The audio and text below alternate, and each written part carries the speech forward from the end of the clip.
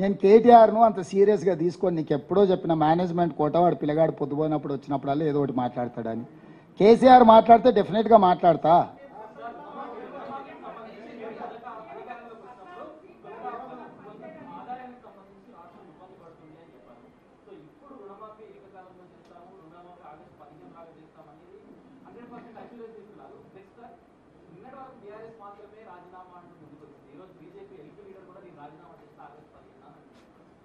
నేను అదే అంటున్నా, నాకు సంతోషం.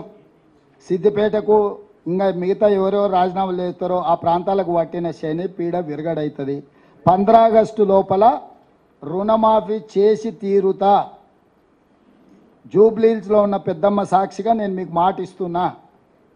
ఒకవేళ ఎవరైనా దీని మీద నమ్మకం లేని మీడియా మిత్రులు కూడా ఎవరైనా రాజీనామా చేస్తామంటే కూడా మంచిదే.